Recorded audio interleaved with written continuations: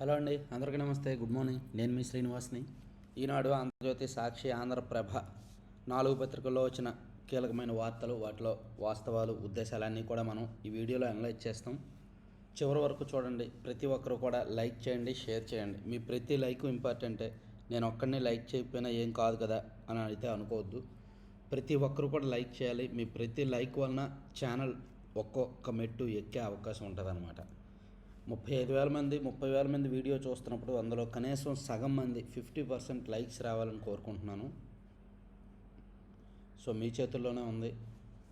అలాగే షేర్ చేయండి. కొత్త వాళ్ళకి మన ఛానల్ గురించి చెప్పి సబ్స్క్రైబ్ చేయించుకోమని చెప్పండి. సబ్స్క్రిప్షన్స్ అయితే కొత్త సబ్స్క్రిప్షన్స్ ఆల్మోస్ట్ ఆగిపోయినాయి. ఒకప్పుడు మన న్యూస్ పేపర్ అనాలిసిస్ వీడియోకి కొత్తగా 200, 150 మంది సబ్స్క్రైబ్ చేసుకునేవాళ్ళు ప్రతిరోజు. ఇప్పుడు గట్టిగా 20-30 మంది కూడా కొత్త సబ్స్క్రైబర్స్ రావట్లేదు.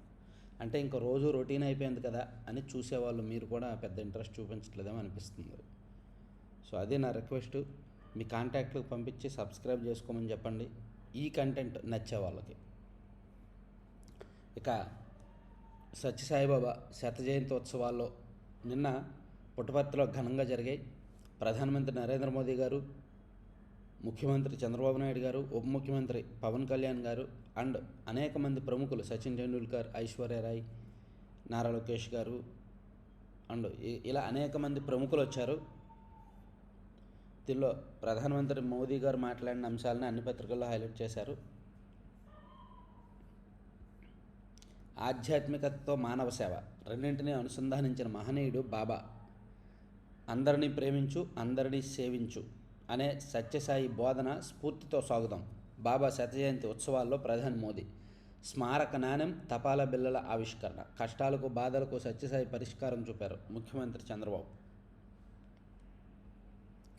బాబా భౌతికంగా మనతో లేకపోయినా ఆయన చూపిన ప్రేమ, సేవా స్ఫూర్తి, అందించిన సందేశాలు ప్రపంచవ్యాప్తంగా కోట్ల మందిని నడిపిస్తున్నాయి. బాబా నడయాడిన పుట్టపర్తి పవిత్ర భూమి. ఇక్కడ ఏదో మహత్వం ఉంది. శత జయంతి ఉత్సవాల్లో పాల్గొనడం నా అదృష్టం. బాబా బోధనలో పట్టణాల నుంచి గిరిజన ప్రాంతాల వరకు విద్య, ఆరోగ్య, సేవా కార్యక్రమాల ద్వారా ఎందరో స్పృశిస్తున్నాయి అని ప్రధానమంత్రి నరేంద్ర మోదీ గారు చెప్పారు. అదే వేదిక మీద చంద్రబాబు నాయుడు గారు మాట్లాడిన అంశాలు కానీ, అలాగే ప్రజల దాహార్తిని తీర్చారు అని సత్యసాయిబాబా చేసిన సేవలు, ఆయన అందించిన మంచినీటి సౌకర్యాల గురించి పవన్ కళ్యాణ్ గారు అండ్ బాబా జీవితమే పాఠమని లోకేష్ గారు, సేవలను మరింతగా విస్తరిస్తామని ఆర్జే రత్నాకర్ గారు, వీళ్ళందరూ మాట్లాడిన అంశాలు కూడా రాశారన్నమాట. ఇందులో సచిన్ టెండూల్కర్ గారు అయితే ప్రత్యేకంగా 2011 వరల్డ్ కప్ సమయంలో ఒక చిన్నపాటి అనిశ్చితిలో ఉన్నప్పుడు, బాధలో ఉన్నప్పుడు సత్యసాయిబాబా నాకు ఫోన్ చేసి ఒక పుస్తకాన్ని పంపించారు. అది నాలో కొత్తదనాన్ని ఆవిష్కరించింది, ఆత్మవిశ్వాసం నింపింది అని సచిన్ టెండూల్కర్ మాట్లాడే సందర్భంలో చెప్పారన్నమాట. ఇదే అంశాన్ని ఇదిగోండి ఇక్కడ కూడా, సేవే పరమధర్మం, సత్యసాయి విశ్వప్రేమకు ప్రతిరూపమని ఆంధ్రజ్యోతిలో వేశారు. ఈవెన్ అన్ని పత్రికల్లో కూడా ఈ అంశాన్ని బ్యానర్ వార్తలు వేశారండి. సో ఇది నిన్న అందరూ ఫాలో అయ్యే ఉంటారు. తర్వాత మారేడుమల్లిలో మరో ఎన్కౌంటర్ జరిగింది. మొన్న జరిగిన కాల్పుల్లో 6 చనిపోయారు కదా. నిన్న కూడా మారేడుమల్లిలో మరో ఎన్కౌంటర్ జరిగితే 7 మరణించారనమాట.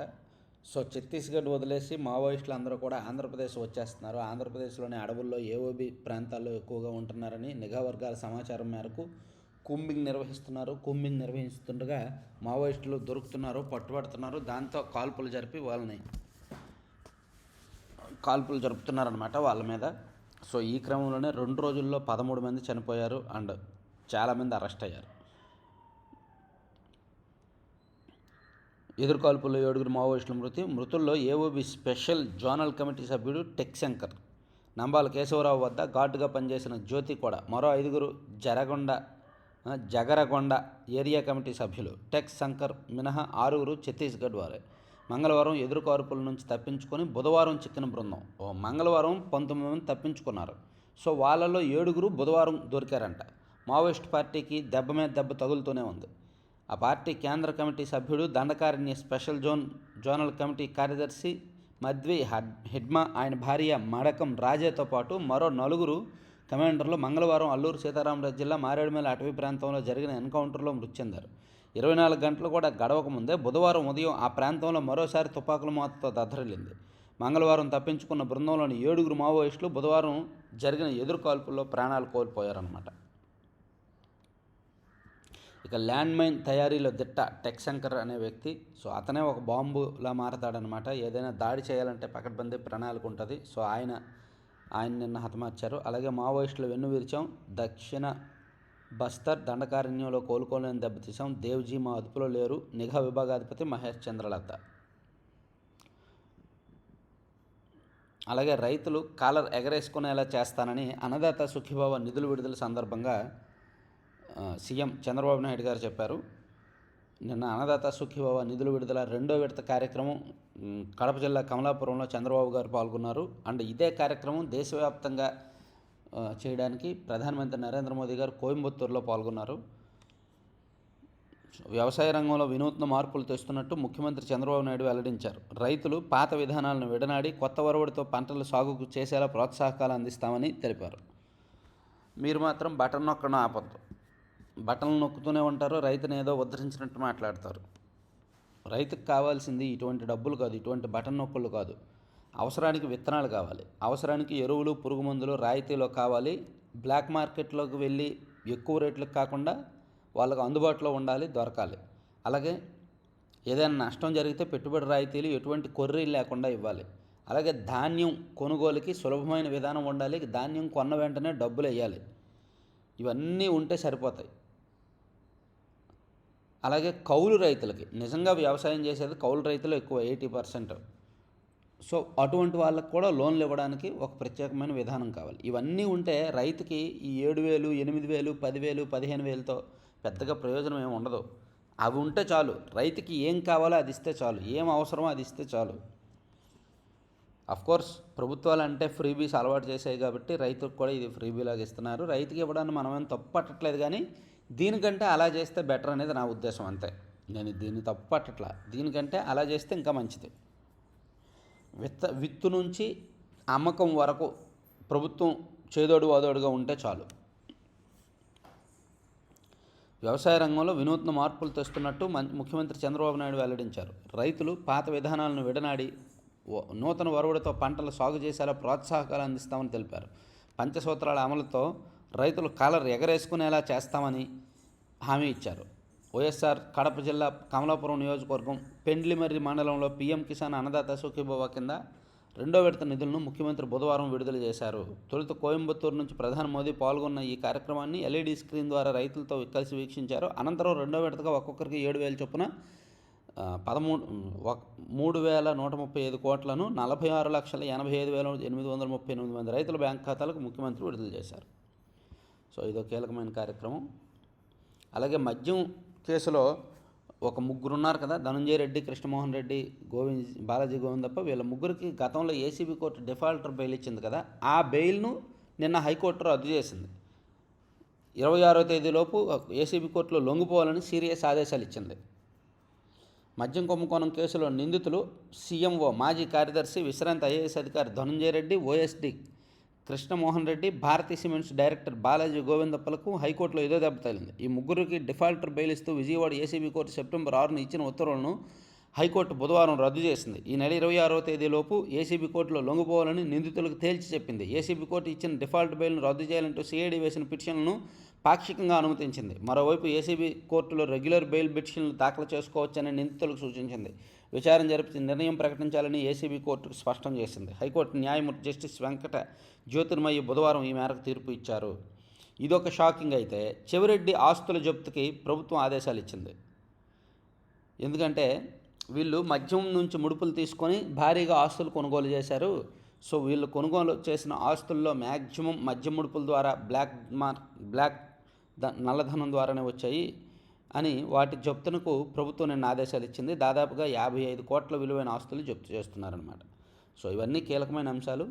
ఇవే అంశాలను ఆంధ్రజ్యోతిలో కూడా మీరు చూడొచ్చు. 7 నక్సల్స్ ఎన్కౌంటర్ అది ఇచ్చారు. తర్వాత లాభసాటికి పంచసూత్రాలు, ప్రతి రైతు మీసం మెలేసేలా చేస్తాం సీఎం, విధ్వంస ఆటవిక పాలన చేసేవారికి ఎన్నడూ అధికారంలోకి రాకూడదు, అప్పుడే రాష్ట్రం అభివృద్ధి చెందుతుంది, నాకు సహకరించండి, రాష్ట్రాన్ని రైతులను ఆకాశమే హద్దుగా అభివృద్ధి చేసి చూపిస్తా అని చంద్రబాబు గారు చెప్పిన అంశాలను వేశారు. అలాగే చెవిరెడ్డి ఆస్తులు జప్తు. మద్యం స్కామ్లో 63.72 కోట్ల స్థిరాస్తులు అటాచ్ చేసేందుకు ప్రభుత్వం అనుమతి అని, మద్యం ముడుపుల ద్వారానే ఈ ఆస్తులు కొనుగోలు చేశారని, దానికోసం 9 డొల్ల కంపెనీలు సృష్టించారని సిట్టు విచారణలో తేలడంతో ప్రభుత్వం వాటిని జప్తు చేయాలని నిన్న ఆదేశాలు ఇచ్చిందనమాట. సో ఇవి కీలకమైన అంశాలు. ఇంకా ఇవి కాకుండా వేరే అంశాలకు వెళ్తే మనం సాక్షిలో చూడండి, ఏసీబీ కోర్టు ఉత్తర్వులు అండ్ చెవిరెడ్డి ఆస్తుల జప్తు ఈ 2 వార్తలు రాలేదు. చూడండి ఒకసారి. సాయి మార్గంలో నడుద్దాం, సత్యసాయి సజ్జనోత్సవాల్లో ప్రధాని మోదీ అది చెప్పారు. అది అన్ని పత్రికల్లో వచ్చింది. ఇక మావో టెక్ సెంటర్ ఎన్కౌంటర్, మరో 6 కూడా. మారేడుమల్లి సమీపంలోని జిఎం వలస వద్ద ఘటన. సో మావోయిస్టుల ఎన్కౌంటర్ గురించి ఒకటి రాశారు. తర్వాత అన్నదాత దుఃఖీభవ, కర్షకుడిని మోసం చేసిన బాబు సర్కారు. ప్రతి రైతుకు 20,000 పెట్టుబడి సాయం అంటూ సూపర్ 6లో హామీ. తొలి ఏడాది పైసా కూడా ఇవ్వకుండా నిస్సిగ్గుగా ఎగ్గొట్టిన చంద్రబాబు. ప్రతి రైతుకు ఇవ్వాల్సింది 40,000 కానీ ఇచ్చింది 10,000. 58,366 మంది రైతులకు ఇవ్వాల్సి ఉంటే 46,85,838 మంది రైతులకే పరిమితం. అడ్డగోలు కోతలతో 7 లక్షల మందికి ఎగవేత, కౌలు రైతులకు మొండి చేయి. 7 ఏళ్లకు 21,433 కోట్లు ఇవ్వాల్సింది పోయి 2 ఏళ్లకు ఇచ్చింది 4,685 కోట్లే. ఇస్తారండి, 2 విడతలు ఇచ్చారు, 3వ విడత ఇస్తారు ఇంకో 2 నెలలు అయితే. చంద్రబాబు గారు లేదంటే అచ్చెన్నాయుడు గారు సాక్షిలో ఉన్న ఎడిటర్కి ఈ వార్త రాసిన జర్నలిస్టులకు కూడా అన్నదాత సుఖీభవ ఇచ్చేయండి. పాపం వాళ్ళకి రాలేదని, అందరికీ రాలేదని అనుకుంటున్నారు వాళ్ళు. వాళ్ళ స్కీమ్ ప్రారంభించడం, వీళ్ళు దాని మీద ఏడుపు కొట్టు వార్తలు రాయడం అలవాటు అయిపోయింది. ఇక అటకెక్కుతున్న బాబు కేసులంట. ఇన్ని రాశారు కానీ వాళ్ళ ముగ్గురికి బెయిల్ రద్దు చేసింది మాత్రం ఇవ్వలేదు. అదే బెయిల్ మంజూరు అయినప్పుడు మాత్రం బీభత్సమైన వార్త రాశారు. చూడండి, ఇదే సాక్షిలో సెప్టెంబర్ 7వ తేదీ వార్త చూద్దాం. వాళ్ళకప్పుడు బెయిల్ మంజూరు చేశారనమాట. ఇదిగోండి, మద్యం అక్రమ కేసులో ముగ్గురికి బెయిల్. గోవిందప్ప, ధనుంజయ రెడ్డి, కృష్ణమోహన్ రెడ్డికి బెయిల్ మంజూరు చేసింది ఏసీబీ కోర్టు. వీళ్ళ ముగ్గురికి సెప్టెంబర్ 6వ తేదీన ఏసీబీ కోర్టు బెయిల్ ఇచ్చిందని ఫస్ట్ పేజీలో పెద్ద వార్త రాశారు. వీళ్ళ ముగ్గురికే హైకోర్టు ఆ బెయిల్ రద్దు చేస్తే, ఏసీబీ కోర్టు ఇచ్చిన బెయిల్ రద్దు చేస్తే అసలు వార్తే లేదు. వార్త లేదు. దట్ ఈజ్ సాక్షి అనమాట. అటువంటి రాతలు, అటువంటి జర్నలిజం వీళ్ళకి మాత్రమే సొంతం. ఎక్కడ చిన్న వార్త కూడా లేదు. అందుకే సాక్షిని మనం ఒక ఆట ఆడుకుంటాం. సాక్షిని అందుకే నేను కామెడీ పీస్గా చూస్తా. ఎవరో ఏదో అనుకుంటారేమో. అలాగే చెవిరెడ్డి ఆస్తులు జప్తు, అది కూడా వార్తగా ఇవ్వాల. అది రాయాలిగా కనీసం. వీళ్ళ పార్టీ వాళ్ళకి ఈ పేపర్ చదువుతున్న వాళ్ళకైనా సమాచారం కోసమైనా రాయాలిగా, రాయలేదు. రీసేల్ అయ్యే బండే కావాలి, ఆ తర్వాతే మైలేజీ డిజైన్లకు ప్రాధాన్యం. కొత్త బైకుల కొనుగోళ్లలో వినియోగదారులు పోకడ. చెన్నైలో నిర్వహించిన అధ్యయనంలో వెల్లడి. సో రీసేల్ అయినప్పుడు ఎక్కువ, అంతేగా వెహికల్స్ ఏం కొన్నా, ఈవెన్ కారు అయినా సరే, బండ్లు అయినా సరే, రీసేల్ అయిన దానికే ఎక్కువగా యువత మొగ్గు చూపుతున్నారంట. రేషన్ డీలర్ల కమిషన్ పెంచాలి, రాష్ట్ర రేషన్ డీలర్ల సంఘం డిమాండు. చంద్రబాబు తిరుగులేని శక్తి. ఎస్క్రో విధానం ఆయన దార్శనికతకు నిదర్శనం. ప్రముఖ పారిశ్రామికవేత్త ఆనంద్ మహీంద్రా కితాబ్. పెట్టుబడుల ఆకర్షణకు ముఖ్యమంత్రి చంద్రబాబు తెస్తున్న పాలసీలు, అవిశ్రాంతంగా చేస్తున్న కృషిని మహీంద్రా గ్రూప్ సంస్థల చైర్మన్ ఆనంద్ మహీంద్రా కొనియాడారు. చంద్రబాబును తిరుగులేని శక్తిగా అభివర్ణించారు. దేశంలో తొలిసారిగా పెట్టుబడిదారులకే నేరుగా రాయితీలు చెల్లించేందుకు రాష్ట్రంలో ఎస్క్రో విధానాన్ని తీసుకొస్తున్నట్టు విశాఖలో జరిగిన సిఐఏ సదస్సులో చంద్రబాబు ప్రకటించడం ఆయన దార్శనికతకు నిదర్శనమని ఆనంద్ మహీంద్రా ఎక్స్ వేదికగా పేర్కొన్నారు.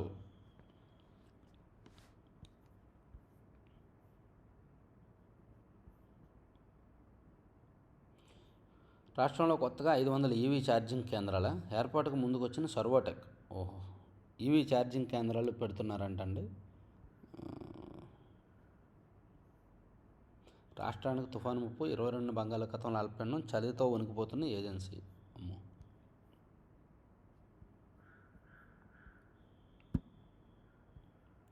మావోయిస్టులు వెన్నువిరిచాం. ఏపీలో షెల్టర్ కోసం వచ్చిన 50 మందిని అరెస్ట్ చేశాం. నిఘా విభాగాధిపతి మహేష్ చంద్ర అడ్డ. నిజంగా ఇంటెలిజెన్స్ వాళ్ళు చాలా చక్కగా చాలా బాగా పనిచేశారండి. ఈ 2-3 రోజుల నుంచి కూడా పక్కా సమాచారం అందుకొని కూంబింగ్ నిర్వహించి కొంతమందిని హతమార్చి ఆ తర్వాత ఇంకొంతమందిని అరెస్ట్ చేసి వాళ్ళు ఎక్కడెక్కడ తలదార్చుకున్నారనేది సమాచారం రాబట్టి వాళ్ళందరినీ అరెస్ట్ చేసి ఇంటెలిజెన్స్ మాత్రం బ్రహ్మాండంగా పనిచేసింది. ఆ ముగ్గురు హిడ్మా రక్షక దళ సభ్యులే. ఇద్దరు మహిళా మావోయిస్టులకు 14 రోజుల రిమాండ్, 28 మంది మావోయిస్టులకు రిమాండ్. ఎన్టీఆర్ జిల్లాలో అరెస్ట్ చేసిన 4గురికి వచ్చే నెల 3 వరకు రిమాండ్. కృష్ణా జిల్లాలో అరెస్ట్ అయిన 24 మందికి 2వ తేదీ వరకు. అతనే ఓ బాంబు, ఐఈడి ల్యాండ్ మైన్ తయారీలో దిట్ట టెక్ శంకర్. దేశవ్యాప్తంగా మావోయిస్టులు వాడే బాంబులన్నింటిలోనూ ముద్ర. Maoist party Andhra Orissa border special zonal committee సభ్యుడు, పార్టీ టెక్నికల్ టీంకు ఇన్ఛార్జి. ఇంప్రూవైజ్డ్ ఎక్స్ప్లోజివ్ డివైస్లను మందు పాత్రలో తయారు చేయడంలో దిట్ట. అల్లూరు సీతారామరాజు జిల్లా మారేడుమిల్లి అటవీ ప్రాంతంలో జీఎం వలస వద్ద బుధవారం జరిగిన ఎదురుకాల్పులో మృతి చెందాడు. ఆయన పేరు Jogarao alias tech Shankar alias Babu అంట. హిడ్మా దంపతుల మృతదేహాలకు పోస్టుమార్టం. ఆయుధాలు వదలండి మల్లోజుల వేణుగోపాల్ గారు మరోసారి నిన్న ఒక వీడియో రిలీజ్ చేశారు. మీరు ఆయుధాలు వదలండి, ఎవరైనా ఆయుధాలు వదిలి జనజీవన స్రవంతిలో కలవాలి అనుకుంటే నన్ను సంప్రదించండి అని చెప్పి ఆయన చెప్పారనమాట. ఇక గిరిజనంలో భయం పేలుళ్ళ శబ్దాలు విన్నామన్న జీఎం వలస గ్రామస్తులు.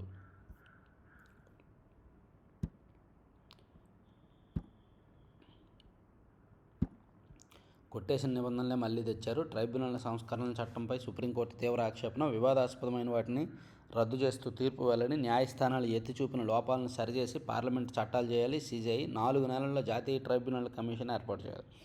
దేశంలోని వివిధ ట్రైబ్యునల్ల సభ్యులు, చైర్పర్సన్ల నియామకాలు, పదవీకాలం, సర్వీస్ రూల్స్కు సంబంధించి ట్రైబ్యునల్ సంస్కరణల చట్టంలోని పలు ముఖ్యమైన నిబంధనలను సుప్రీంకోర్టు బుధవారం కొట్టివేసింది.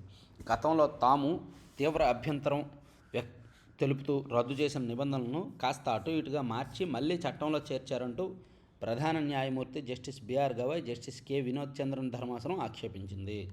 ఒక రకంగా కేంద్రానికి ఎదురుదెబ్బది. ఇక 45 ఏళ్ళు 49 మంది బలి. మావోయిస్టు ఉద్యమంలో నేల కొరిగిన శ్రీకాకుళం బిడ్డలు. నిజంగా మావోయిస్టు ఉద్యమంలో ఎక్కువగా శ్రీకాకుళం వాళ్ళు ఉంటారండి. నాకు తెలిసి శ్రీకాకుళం అండ్ ప్రకాశం జిల్లా వాళ్ళు ఎక్కువగా ఉంటారు.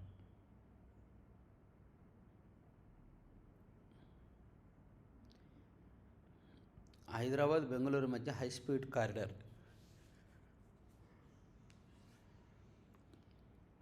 6 వరుసలతో గ్రీన్ఫీల్డ్ హైవే NH-44కు సమాంతరంగా నిర్మాణం. ఏపీలో 250 కిలోమీటర్ల మేర కొత్త మార్గం. అంచనా విలువ 13,000 కోట్లు. హైదరాబాద్ నుంచి ఏపీ మీదుగా బెంగళూరుకు హైస్పీడ్ గ్రీన్ఫీల్డ్ కారిడార్ నిర్మాణం జరగనుంది. ఏపీలోని కర్నూలు, నంద్యాల, హైదరాబాదు బెంగళూరు మధ్య హైస్పీడ్ కారిడార్ ఉండబోతుంది. దానికి మన రాయలసీమ ప్రాంతంలో దాదాపుగా 250 కిలోమీటర్లు కూడా దానిలో కలుస్తుంది అనమాట. జాతీయ రహదారి 44కు సమాంతరంగా ఒక కొత్త గ్రీన్ఫీల్డ్ హైవే నిర్మించబోతున్నారు. ఇక MOU ఉద్యోగాల పేరుతో చంద్రబాబు జగన్ రాజకీయాలు. ఏపీసీసీ అధ్యక్షురాలు షర్మిల ఆగ్రహం. మద్యం సొమ్ముతో ఆస్తుల కొనుగోలు. చెవిరెడ్డి భాస్కర్ రెడ్డి ఆయన కుటుంబీకుల పేరిట కొన్న ఆస్తులు జప్తునకు చర్యలు. కరెక్టే. దివిసీమ నా కర్మభూమి. హర్యానా మాజీ గవర్నర్ బండారు దత్తాత్రేయ.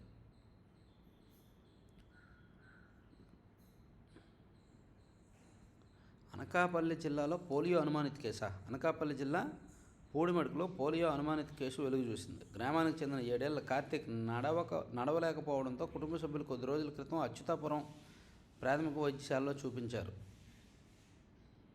బాలుల్లో పోలియో లక్షణాలు కనిపించడంలో వైద్యులు అనకాపల్లి ఆసుపత్రికి తరలించారంటండి. పార్లమెంట్ సమావేశాలు హాజరుకు అనుమతించండి. ఏసీబీ కోర్టులో మిథున్ రెడ్డి పిటిషన్. పార్లమెంట్ సమావేశాలకు హాజరయ్యేందుకు తనను అనుమతించాలని వైకాపా ఎంపీ మిథున్ రెడ్డి విజయవాడ ఏసీబీ కోర్టులో పిటిషన్ దాఖలు చేశారు. నిన్న బెంగళూరులో ఒక చోరీ జరిగిందండి. ఏటీఎంలో పెట్టడానికి డబ్బులు తీసుకెళ్తుంటే సిబిఐ అధికారులమని చెప్పి బెదిరించి 7 కోట్లు కాజేశారంట. సిబిఐ అధికారులమంటూ కారులో వచ్చిన గుర్తు తెలియని వ్యక్తులు ఏటీఎంలో నగదు నింపే వాహనం నుంచి పట్టపగలే 7.11 కోట్లు కొట్టేశారు. అచ్చం సినిమా తరహాలో బెంగళూరులో ఈ ఘటన చోటు చేసుకుంది. ఏటీఎంలో పెట్టే డబ్బు వీళ్ళు ఎవరికో ఎందుకు సమాధానం చెప్పారు? ఎందుకు అసలు వెహికల్ ఆపారు?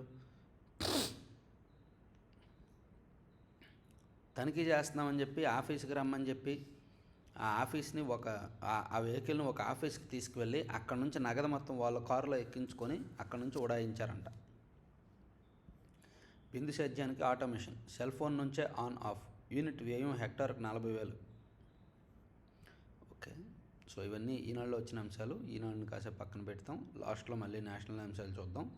సాక్షికి వెళ్తే సాక్షిలో చూసుకున్నాం కదా, ఎన్కౌంటర్ విషయం ఒకటి, సత్యసాయిబాబా జయంతి ఒకటి ఇచ్చారు. తర్వాత అటకెక్కుతున్న బాబు కేసులని 2014-19 మధ్య బరితెగించే అక్రమాలు పూర్తి ఆధారాలతో నిగ్గు తేల్చిన సిఐడి ఆ అవినీతిని నిర్ధారించిన కాగు. అన్ని కేసుల్లో చంద్రబాబే ప్రధాన నిందితుడు. అధికారంలోకి రాగానే వ్యవస్థలను మేనేజ్ చేస్తూ అధికారులను బెదిరిస్తూ తనపై ఉన్న కేసులన్నీ నీరుగారుస్తున్న చంద్రబాబు.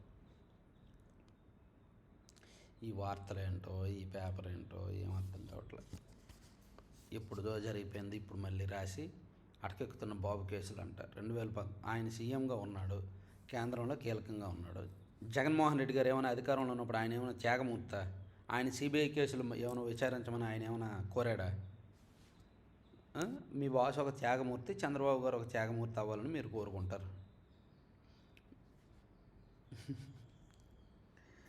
జగన్మోహన్ రెడ్డి గారు అధికారంలో ఉన్నప్పుడు కనీసం కోర్టు బెయిల్ షరతులు పాటించలేదు, కోర్టు విచారణకు హాజరవ్వలేదు. పైగా అనేక కేసులను నొక్కిపెట్టారు. వివేకానంద రెడ్డి గారి కేసు, తన బాబాయ్ కేసే తను తేల్చుకోలేకపోయాడు. తిరిగి ఇవన్నీ శుద్ధ వార్తలు. వైఎస్ జగన్పై కుమ్మక్కై అక్రమ కేసులు, కుట్రలు పన్ని దుష్ప్రచారం, ఒక్కటై తప్పుడు కేసులు బనాయించిన టీడీపీ కాంగ్రెస్. వీటిని వంతపాడుతూ ఎల్లో మీడియా తప్పుడు రాతలు. నాటి కాంగ్రెస్ ఎమ్మెల్యే శంకర్రావు టీడీపీ నుంచి జత కలుస్తూ ఎర్రన్నాయుడు, అశోక్ గజపతిరాజు పిటిషన్లు. మహానేత వైఎస్ఆర్ జీవించి ఉండగా వైఎస్ జగన్ మంచోడు, వైఎస్ఆర్ మరణించాక అవినీతి అంటూ అక్రమ కేసులతో వేధింపులు, తప్పుడు ఆరోపణలతో జగన్పై కేసు వేసినట్టు వెల్లడించిన శంకర్రావు. అందుకేనా సిబిఐ ఛార్జ్షీట్ వేసింది? 43,000 కోట్ల అవినీతి జరిగింది, 62 షెల్ కంపెనీలు సృష్టించారని. దేశంలోనే అత్యంత అవినీతి అది. తప్పుడు ఆరోపణలు ఏమున్నాయి? తప్పుడు ఆరోపణలు అయితే సిబిఐ అంత పెద్ద ఛార్జ్షీట్ వేయదుగా.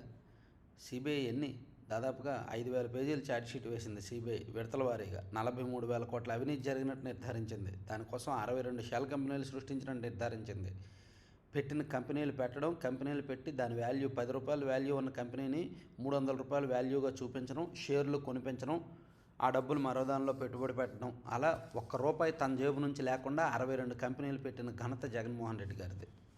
సో తిరిగేమో ఇవన్నీ ఆరోపణలు, ఉత్తుత్తి కేసులు అని చెప్పి నెలకొకసారి వార్త రాస్తారు పనికిమాలినవి. పాడేరు వైద్య కళాశాలకు 50 సీట్లు హులక్కి. ఇలాంటివి రాయండి. ఇలాంటి నిజాలైతే ఇలాంటి సమస్యలు రాయండి. వ్యవసాయం గురించి, వైద్యం, విద్య గురించి రాయండి. ఎంబీబీఎస్ సీట్లు రాబట్టడంలో బాబు సర్కారు విఫలం, విద్యార్థుల పాలిట పెనుశాపంగా చంద్రబాబు పాలన. సీట్లు రాబట్టే ప్రభుత్వ పెద్దలు కనీసం చొరచూపని దుస్థితి. గత ప్రభుత్వంలో వైద్య కళాశాలల అనుమతుల విషయంలో సీఎం స్థాయిలో ప్రత్యేక దృష్టి. చంద్రబాబు వైఖరితో 2 ఏళ్లలో నష్టపోయిన 2,450 మంది విద్యార్థులు. సో చంద్రబాబు నాయుడు గారి నిర్లక్ష్యం కారణంగా 2 సంవత్సరాల్లో 2,450 సీట్లు కోల్పోయారు విద్యార్థులు అని చెప్పి ఒక వార్త వేశారు.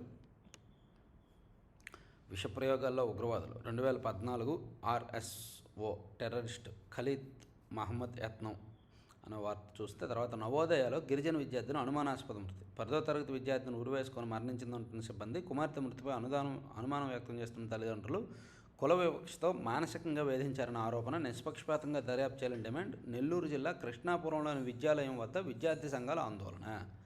10వ తరగతి చదువుతున్న గిరిజన విద్యార్థిని అనుమానాస్పద స్థితిలో మరణించింది. ఇది పెద్ద కాంట్రవర్సీ అయింది. సో మానసికంగా ఆ పాపను వేధించడం వల్లనే తను అలా చేసుకుందని చెప్పి తల్లిదండ్రులు ఆరోపిస్తుంటే, స్కూల్ వాళ్ళేమో ఇలా చేసిందని చెప్తున్నారు. ఇది కొంచెం ఇబ్బందికరమైన అంశమే. అంతర్జిల్లాల బదిలీలకు దరఖాస్తులు. గ్రామ వార్డు సచివాలయాల ఉద్యోగులకు అంతర్జిల్లాల బదిలీలు జరగబోతున్నాయి. దానికి సంబంధించి వాళ్ళు దరఖాస్తులు ఇస్తున్నారన్నమాట. పాత నిబంధనలకే కొత్త ముసుగు. ట్రైబ్యునల్ సంస్కరణ చట్టం 2021 విషయంలో కేంద్ర ప్రభుత్వ తీరుపై సుప్రీంకోర్టు ఆగ్రహం వ్యక్తం చేసింది. ఇక ఎన్ఐఏ కస్టడీకి అన్మోల్ బిష్నోయ్. అమెరికా నుంచి భారత్కు రప్పించిన గ్యాంగ్స్టర్ అన్మోల్ బిష్నోయ్కు ఢిల్లీ కోర్టు ఎన్ఐఏ కస్టడీగా అప్పగించింది. దయచేసి వీలునామా రాయండి. మీ స్వార్జితాలు, వారసత్వ హక్కులు తగాదాలు లేకుండా ఉండాలంటే వీలునామాలు రాయాలని మహిళలకు సుప్రీంకోర్టు విజ్ఞప్తి చేసింది. కరెక్ట్. చలికాలం భద్రం, శీతాకాలంలో కొందరు గుర్తులేని డిప్రెషన్కి లోనవుతుంటారు. దీన్నే సీజనల్ ఎఫెక్టివ్ డిజార్డర్ అంటున్నారు వైద్యులు.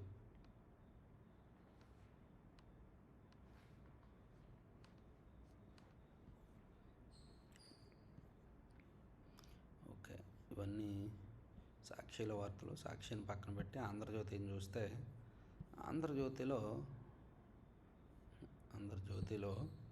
ఒక కేసు వేశారండి. అమెరికాలో 2017లో ఒక మహిళ కేసుకుంది. హంతకుడిని పట్టించిన ల్యాప్టాప్. అమెరికాలో ఏపీ మహిళ కేసులో ట్విస్ట్. 2017లో ఆమెతో పాటు కుమారుడి. తొలుత భర్తపై అనుమానం, విచారణ. భర్త సహోద్యోగి హమీద్ చేసినట్టుగా తాజాగా గుర్తింపు. ల్యాప్టాప్పై అతడి డిఎన్ఏ కనుగొన్న అధికారులు. తర్వాత భారత్కు ఇచ్చేసిన హమీద్ని అప్పగించాలని కోరుతున్న అమెరికా అధికారులు. సో నర్రా శశికళ, అనీష్ షాయి వీళ్ళిద్దరినీ కూడా 2017లో హతమార్చితే ఆ కేసు ఇప్పుడు కీలక ఆధారాలు లభ్యమయ్యాయి. సో ఎవరు చేశారు అనేది పోలీసులకు తెలిసింది. సో ఇతను ఇప్పుడు ఇండియాలో ఉన్నాడు. ఈయన్ను అప్పగించాలని ఇండియా ప్రభుత్వాన్ని అమెరికా అధికారులు కోరారన్నమాట. ప్రతీకార దాడులకు ఛాన్సు, పూర్తి అప్రమత్తంగా ఉన్న నిఘా చీఫ్ లడ్డా. దేవ్జీ ఎక్కడున్నారో తెలియదని స్పష్టీకరణ.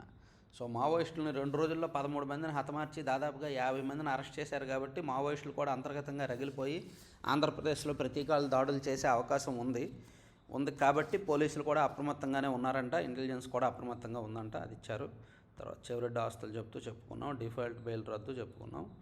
ఇక చంద్రబాబు తిరుగులేని వ్యక్తి ఇందాక చెప్పుకున్నాం. హంగామా చేద్దాం, ఇది ఆంధ్రజ్యోతిలో ప్రత్యేకంగా రాసిన వార్త. ఈరోజు జగన్మోహన్ రెడ్డి గారు ఏసీబీ కోర్టు వెళ్తున్నారు కదా, కోర్టు విచారణకు హాజరవుతున్నారు కదా.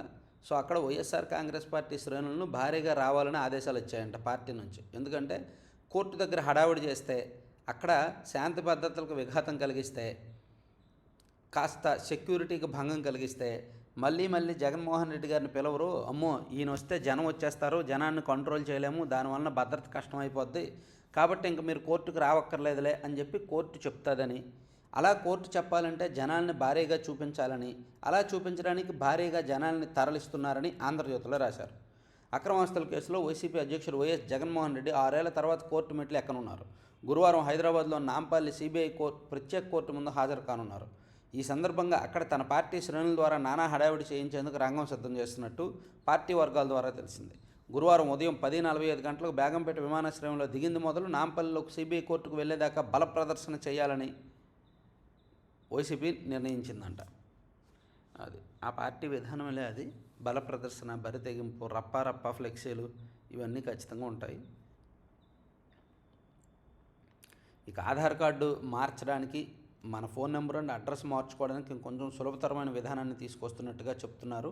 ఫోటో, క్యూఆర్ కోడ్తో కొత్త ఆధారు త్వరలో అందుబాటులోకి. ఆఫ్లైన్ ధృవీకరణ గుడ్ బై. ఆధార్ యాప్ స్థానంలో సరికొత్తది అని ఒకటి ఇచ్చారు. ఆంధ్రజ్యోతి 2వ పేజీకి వెళ్తే, అల్ఫలాహ్ నుంచి 10 మంది పరారి, వారి కోసం గాలిస్తున్న దర్యాప్తు బృందాలు. ఈ పాస్పోర్ట్తో మోసాలకు చెక్. ఫోర్జరీ, డూప్లికేట్ వంటి మోసాలను కట్టడి చేయడానికి భారత ప్రభుత్వం అత్యాధునిక టెక్నాలజీతో ఈ పాస్పోర్ట్లను రూపొందిస్తోంది. నాగరిక సమాజంలో ఇలాంటివి అనుమతిస్తామా? తహల్ ఏ హసన్ పై జస్టిస్ సూర్యకాంత్. రాష్ట్రపతి, గవర్నర్లకు గడువుపై నేడు సుప్రీం స్పష్టత. ఓకే, ఆ కేసు ఉంది కదా, రాష్ట్రపతి అండ్ గవర్నర్లు ఈ కేంద్ర రాష్ట్ర ప్రభుత్వాల అసెంబ్లీలు, లోక్సభల్లో ఆమోదించిన బిల్లులకు వీళ్ళు ఎన్ని రోజుల్లో ఇవ్వాలి, ఎన్ని రోజులు తీసుకోవాలి, ఎన్ని రోజుల్లో ఆమోదించాలి లేదా తిరస్కరించాలి అనే గడువు మీద సుప్రీంకోర్టు ఈరోజు ఫైనల్గా చెప్పబోతోందంట.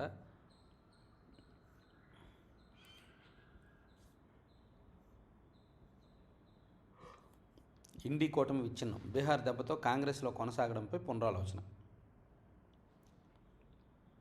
సో ఆంధ్రజ్యోతి అంశాలు పక్కన పెడితే ఆంధ్రప్రభలో చూస్తే సత్యసాయి సజ్జవంతోత్సవాలు, తర్వాత అన్నదాత సుఖీభవ మీటింగ్ ఇచ్చారు. తర్వాత డిఫాల్ట్ బెయిల్ రద్దు, 26లోగా లొంగిపోవడం. చూసారా, ఈనాడులో వచ్చింది వార్త, ఆంధ్రజ్యోతిలో వచ్చింది, ఆంధ్రప్రభలో వచ్చింది. వాళ్ళు ముగ్గురు బెయిల్ రద్దు చేసిన అంశం, కానీ సాక్షిలో రాల. అమరావతిలో హ్యాపీనెస్ట్కి పునాది. జనవరి నుంచి పనుల స్పీడు, కొత్తగా మరో 3 టౌన్షిప్లు, పీపీపీ పద్ధతిలో 3 చోట్ల ఏర్పాటు. ఓకే, మావోరహిత ఏపీ లక్ష్యం. నేడు నితీష్ ప్రమాణ స్వీకారం. ఆంధ్రప్రదేశ్ నుంచి చంద్రబాబు గారు, మంత్రి లోకేష్ గారు వెళ్ళబోతున్నారంట. మరి పవన్ కళ్యాణ్ గారు వెళ్ళరా? ఆయన ఎన్డీఏ భాగస్వామిగా. ఇక నేడు సిబిఐ కోర్టుకు జగన్ అక్రమాస్తుల కేసులో హాజరవనున్న సీఎం. రేపటిలోగా రావాలని న్యాయస్థానం. హైదరాబాద్లో సిబిఐ కోర్టు వద్ద భారీ భద్రత అని ఒకటి ఇచ్చారు. ఇక పోలీస్ కస్టడీకి ఐబొమ్మ రవి అండి అనుమతించిన నాంపల్లి కోర్టు. 5 రోజుల పాటు విచారణ. విశాఖలో నిందితుడి తండ్రి ఇంటికి అడ్వకేట్ సలీము. కేసు వాదిస్తానని వెల్లడి. గతంలో కోడికత్తి కేసును వాదించిన న్యాయవాదిగా గుర్తింపు. సో సలీం ఆయన ఈ కేసు వాదిస్తానని చెప్పారంట. ఐబొమ్మ రవిని నేను బెయిల్ ఇప్పిస్తాను, నేను బయటకు తీసుకొస్తానని చెప్పి న్యాయవాది సలీం నిన్న కూడా ఒక ఛానల్లో మాట్లాడింది ఒకటి బయటకు వచ్చింది. సో ఒకసారి ఈనాడులో నేషనల్ అంశాలు చూసి ముగిద్దాం. అమ్మ నగల తాకట్టుతో కథక్. కుమారుడి ప్రతిభకు గిన్నీస్. పశ్చిమ బెంగాల్కు చెందిన జ్యోతి మండల్ కథక్ నృత్యంలో రికార్డు స్థాయి ప్రదర్శనలతో గిన్నీస్ బుక్ ఆఫ్ వరల్డ్ రికార్డ్స్లో చోటు దక్కింది. జిల్లా కేంద్రమైన అలీపూర్ వాసి జ్యోతి మండల్కు చిన్నప్పటి నుంచి కథక్ నృత్యం అంటే చాలా ఇష్టం. తల్లి బీనా కుమారుణ్ణి ఇష్టానికి అండగా నిలిచి ప్రోత్సహించారు. భర్త చనిపోయాక చిన్న దుకాణం నడుపుతూ భార్య కుటుంబ బాధ్యతలను మోసిన ఆమె తన నగలను తాకట్టు పెట్టి కుమారుణ్ణి కథక్ నృత్య తరగతుల్లో చేర్పించారు. సో అందుకు ప్రతిగా ఆయన గిన్నీస్ వరల్డ్ రికార్డులోకి ఎక్కాడు. ఇక గంగోత్రి నుంచి రామేశ్వరం వరకు జల జాగరణ పాదయాత్ర. ఇక భారత్కు Su-57 యుద్ధ విమానాల సాంకేతికత ఇచ్చేందుకు రష్యా సిద్ధం.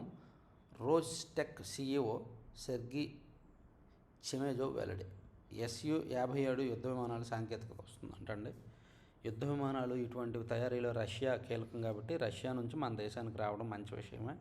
ఇక దేశాన్ని పునర్నిర్మించిన నాయకురాలు ఇందిర శ్లాఘించిన సోనియా గాంధీ. మిషెల్ బచ్లెట్కు ఇందిరాగాంధీ శాంతి పురస్కారం. వివాదం లేకుండా ఉండాలంటే వీలునామా రాయాలి. పిల్లలు లేని పెళ్ళైన హిందూ మహిళలకు సుప్రీంకోర్టు సూచన. 15,000 కిలోమీటర్లు ప్రయాణించి తిరిగి వచ్చిన రాబందు మారిచ్. బాంబు తయారైంది కారులోనే. ఎర్రకోట పార్కింగ్ స్థలంలోనే పేల్చాలని యోచన. సెలవుతో సందర్శకులు లేక వేరే ప్రాంతంపై దృష్టి. ఆల్ఫలా వర్సిటీ నుంచి 18వ దృశ్యం. భారత్లో ఫిదాయి దాడులకు జైషే కుట్ర అనేది రాశారు. సిడ్నీలో రోడ్డు ప్రమాదం. భారత్కు చెందిన 8 నెలల గర్భిణి మృతి. ఆస్ట్రేలియాలోని సిడ్నీలో ఘోర ప్రమాదం చోటు చేసుకుంది. రోడ్డు దాటుతుండగా అతి వేగంగా వస్తున్న కారు ఢీకొట్టడంతో భారత్కు చెందిన 8 నెలల గర్భిణి ప్రాణాలు కోల్పోయారు. అయ్యో, సమన్విత ధారేశ్వర్ అంట.